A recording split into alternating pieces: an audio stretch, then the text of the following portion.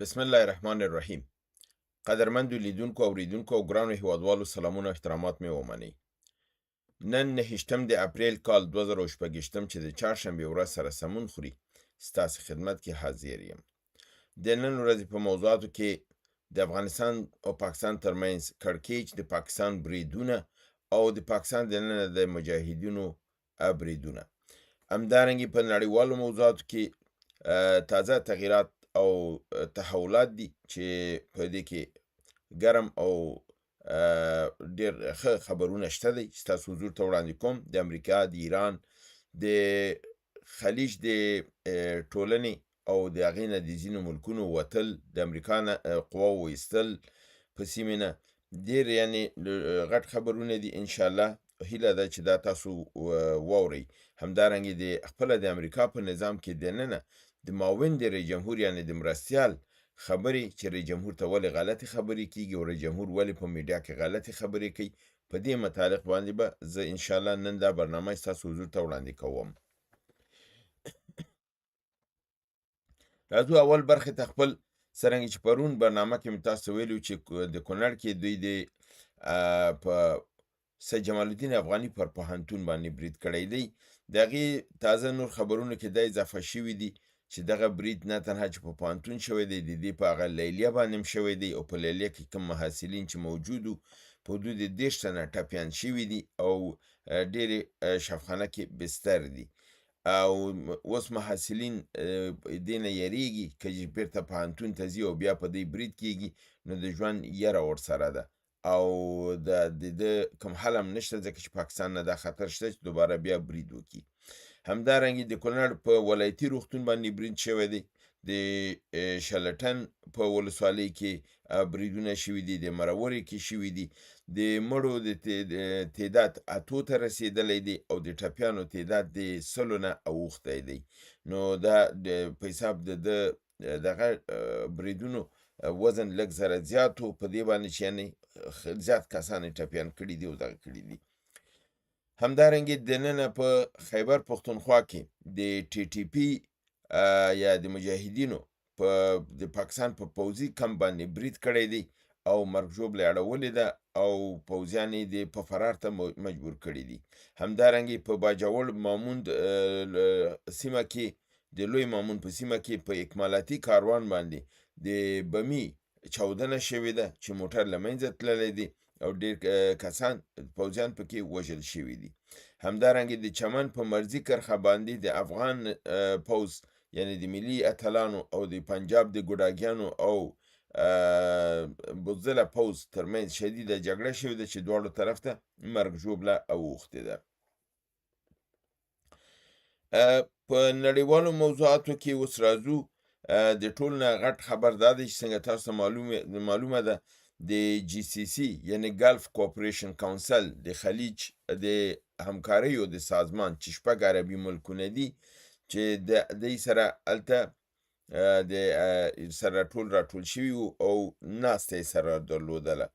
په دې ناسته کې په رسمي توګه باندې امارات متحده عربي د خلیج د اتحادیې نه ووته او د اوپک نه ووته او وویل چې نور به د اوپک چې دی د تیلو د اتحادیه ده چې دی د نړیوال د تیل په تولید کې او د تیل د قیمت په انتخاب کې دوی سره په حساب یو ځای تصمیم نیسي.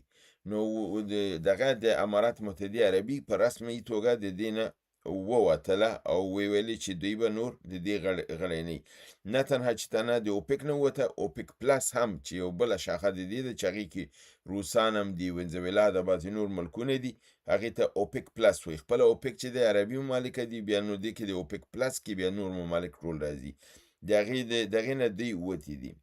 او همدارنګې د دې عمل سره د پټرولو قیمت په مارکیټ کې نن بیرته جګتلی دی، یو بیرل څه د پاسه $111 هم پلورل شوی دی، خرڅ شوی دی.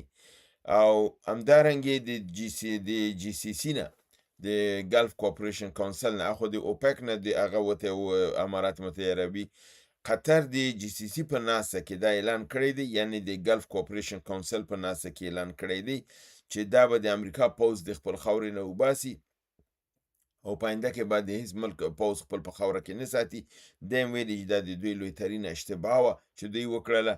دوی د بل چا د پوځ لپاره خپل په سیمه کې دښمني د خلکو سره نشي کولی، ځکه چې دا کم پیسه دوی ولګوله او وخت یې خپل ضایع کړ او پوځ یې وساته. دې پوځ د دوی د خاورې دفاع ونشي کولی، بلکې برعکس د همدغه اسلحه او دا پیسه چې دوی استعماله کړې دا د اسرائیل د دفاع لپاره امریکا وکاروله او دوی استعمال شول. بنان قطر چې دی نور په دغه استعمالېدو برخه به نه ګرځېږي او د ده شي به شدیدا مخالفت کوي. همدارنګې ډونالډ ټرمپ یو بل ګل غوړولی دی چې هغه وایي چې دا کم پیغام چې ما پرون شپه تاسو ته ویلي چې عراقچي یو پیغام پاکستان ته راوړی و چې امریکا ته یې ورکړي، هغه ما تاسو ته پرونه برنامه کې توضیح کړ چې ایران دا ویلي چې په امریکې او د ایران ترمنځ دی د اتومي اسلحې خبرې دي یو څه موده وځنډول شي او د تنګه د هرمز د پرانیزل شي، یعنی تنګه هرمز به را پرانیزو چې خلک خپل پټرول ویسي او د اتومي مسلې باندې چې کومې خبرې دي هغه به یو څو موده پس وکړو. کله چې زموږ اعتماد ترلاسه شو او په موږ باندې برید ونه شي موږ به بېرته میز د مذاکرې ته راشو، بیا به پرې سره خبرې وکړو. د دغې خبرې نه ډونالډ ټرمپ دا پیغام اخیستی دی. دی وایي چې ایران ماته پیغام را لېږلی، همدغه پیغام ښیي چې ماته به ایران پیغام را لېږلی چې دوی نور دې نظام په چپه کېدو دی او د دې نظام په ختمېدو دی. دی د تنګه د هرمز خلاصول غواړي. امریکا ته یې عذر زاري کړي چې ماته تنګه د هرمز خلاصه کړه، که نه موږ نظام له منځه ځي او که ته دا کار وکړې موږ ته لږ وخت لاسته راشي موږ به خپل د رهبر د بدلېدلو خبره هم وکړو، د نظام به بدلېدلو خبره وکړو. نو دا داسې یو خبره ده چې دا نه یې راخشي کړې ده، نه کوم ځینه تایید شوې ده، نه وړاندې شوې ده. کوم خبر چې راغلی هغه دا وایي چې دوی تنګه د هرمز د خلاصه کړي، لږ دغه د اتومي مسله دې لرې کړي او په دې مسایلو باندې به بیا وروستو خبرې وکړو. دا چې ته ووایې چې زه نور په توقف کې یم، دا خو هېڅوک نه وایي. ایران چې دا جنګ ګټلی دی او ټوله نړۍ وایي چې جنګ ایران ګټلی، نو ایران ولې دا خبره وکړي؟ یعنې دا سړی خپل په ځان خپله عریضه کوي او دومره غټ دروغ وایي. نو دی وایي چې دی ما د تنګي هرمز د خلاصون غوښتنه کړې ده، دوی په مقابل کې به دوی خپل رهبري بدلوي او نظام به په ایران کې بدلیږي، په دې معنا سره چې هغه دا فکر کوي چې دوی نور موږ ته تسلیم دي او د حکومت هلته په چپه کېدو دی. د دې خبرې په مقابل کې د اتلانتیک رسنۍ یا ورځپاڼه دا خبر ورکوي چې جې ډي وینس په خپله په د دوی په هغه شورا په امنیت ناسته کې د پنټاګان په مقابل کې ودرېدلی دی، یعنی د ډونالډ ټرمپ په حضور کې د پنټاګان په خلاف ودرېدلی دی او داسې ښکاري چې دوی یعنې ویلي چې دوی ټرمپ ته ټول حقیقت نه وایي او ځکه رئیس جمهور چې دی هره ورځ یوه خبره کوي، بیا په پریس کانفرانس کې بله خبره کوي، وضاحتونه ورکوي، عذر کوي. علت یې دا دی چې دې ته درسته خبره پنټاګان نه کوي، یعنې هدف یې پیټ هاګست و. پیټ هاګست یعنې وزیر دفاع چې دی دا دروغ وایي رئیس جمهور ته.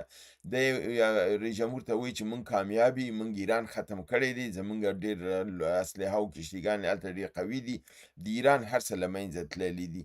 نو دی وایي چې دا حقیقت نه دی، د دې خبرې باید تحقیق وشي چې ولې دی دروغ وایي، ولې رئیس جمهور ته نادرسته اطلاع ورکوي او ولې خپله ناکامي چې ده دا په کامیابۍ بدلوي او رئیس جمهور په غلطۍ کې ساتي. هغه مجبور دی چې کوم خبر اوري ځي هماغسې ټویټ هم کوي، په هماغه رقم خبره کوي او اکثرا دنیا کې په هغې باندې خاندي چې حقیقت څه دی او دا څه وایي.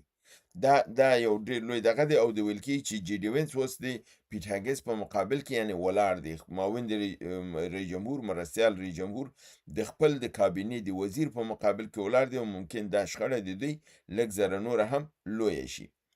په همدارنګې چې دی وایي چې د پنټاګان د رښتیا نه وایي، په ضمن د دې کې دا جې ډي وینس دا خبره هم اضافه کوي چې یو اس اس یعنې امریکا چې ده د اسلحې او د مهماتو نه په حساب لګیا دي ضعیفه کېږي، یعنې دغه کې لو آن ویپنز یې لیکلي، یعنې اسلحه ورسره کمه ده. نو دا هغه خبر ده چې زه تیر میاشتو راهیسې تاسو په تسلسل سره کوم او بعضې دوستان ماته لیکي چې امریکا ډېر لوی قدرت دی او د اسلحې څه کمی دی او دا داسې خبره کوي. نه نه دا د معاون د مرستیال دا زما خبره چې زه دا یو میاشت نه کوم چې امریکا اسلحه نه لري، اسلحه کمبوده ده. دا د اسلحې د کمبودۍ د وجې نه بعضې پروګرامونه نشي عملي کولی. دا چې ګواښ هم کوي ما تاسو ویلي دا ګواښ نشي کولی.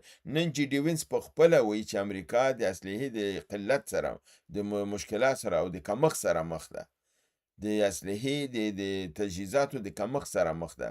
خپله معاون د مرستیالې وایي، زه یې نه وایم بل څوک نه وایي، او راپور کوي هم څوک د اتلانتیک خپله امریکایي رسنۍ راپور کوي. نو د دې نه لوی سند بل تاسو ته نشي کېدلی.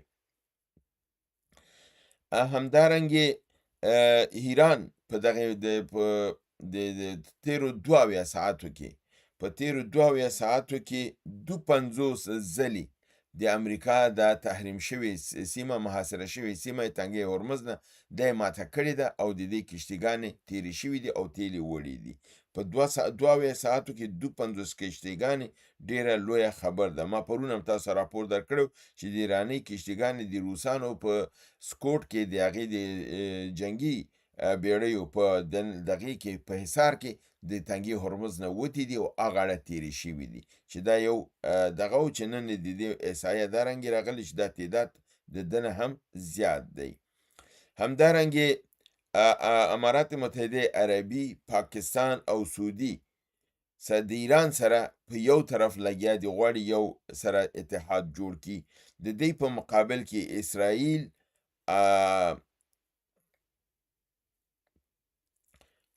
وبخئ د امارات متحده عربي د پاکستان، سعودي او د ایران پر خلاف د اسرائیل او د امریکا سره لاس یو کوي.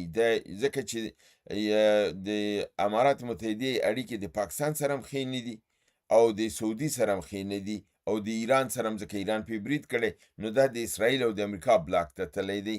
دې غاړه ورته پاکستان او سعودي او ایران دوی بل بلاک جوړ کړی دی قطر په موجودیت سره.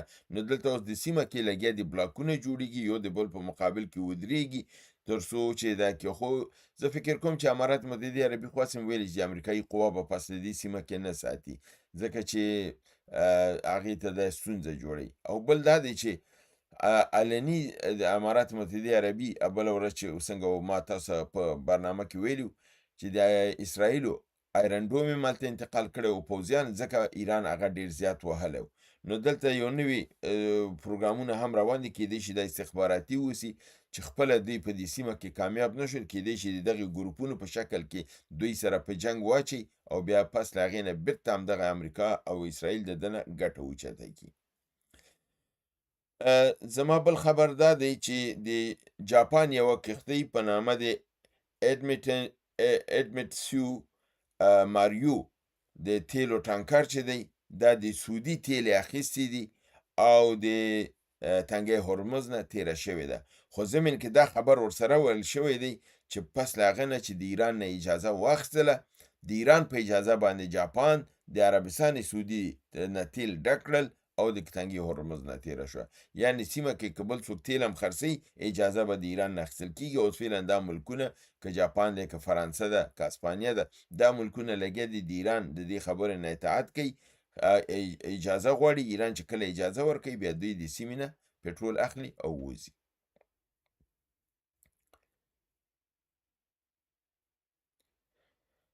نو په دې رنګ تاسو ته دا خبرونه مې چې راوړل د ټول نه مهم خبرونه دا د اوپک مسله وه چې د هغې نه امارات متحده عربي ووتله او د جي سی سی یعنې ګلف کوپریشن کونسل ناسته دغه وه چې د هغې نه په رسمي توګه باندې قطر اعلان وکړي چې د امریکا پوځ به نو نه پرېږدي.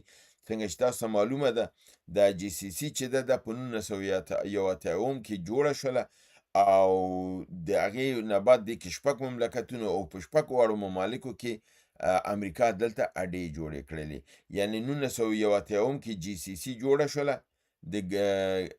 د خلیج د همکاریو سازمان یعنی ګلف کوپریشن کونسل په 1981 کې جوړ شو او په 1983 کې سنټکام د امریکا مرکزی قواو مرکزیت دلته جوړ شو او په 6 ممالکو کې خپلې اډې جوړې کړلې چې دا د اوس بیرته هغه ماتیږي پس له کم از کم 43 کالو نه دا دغه ماتیږي او ورو ورو دا ملکونه به دې نه وځي او دا سیمه به د پاکستان د امریکا د حصار او د نظر نه به خلاصیږي.